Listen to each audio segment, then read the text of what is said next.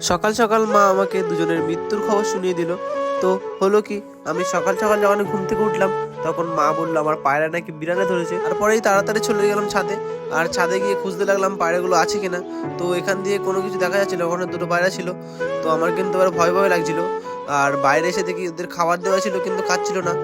আর 5টা পায়রা এখানে ছিল, আর দুটোকে আমি খুঁজে পাচ্ছিলাম না।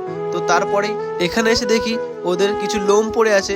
তো আমার এবার সন্দেহ হচ্ছিল, তো খোঁজাখুঁজি করছিলাম। আর প্রথমে দেখে নিচ্ছিলাম টপের ভিতরে, তা টপের ভিতরে কিন্তু ছিল না গাইস।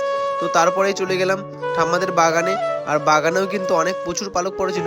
তো তারপরে দেখি এখানে বিড়াল মহাশয় ঘাপটি মেরে শুয়ে আছে। তো আমি খুঁজতে খুঁজতে দেখি আমার পায়রার মৃতদেহ। তো এটা দেখে কিন্তু আমি প্রচুর ভেঙে পড়ি গাইস। আমার শখের পায়রা দুটোকে মেরে ফেলেছে, একটার লাশ পেয়েছি আর কিন্তু পাইনি। তো গাইস এখান দিয়েই বিড়ালটা উঠেছিল সম্ভবত। তো গাইস আজকের মনটা কিন্তু একদম শেষ, কারণ পায়রাগুলো সব বিড়ালে ধরেছে। তো এরপরেই দেখি 5টা পায়রা ওপরে ছিল। তো এরপরে এসে খাটে শুয়ে পড়লাম, আর কিছু বলার নেই গাইস।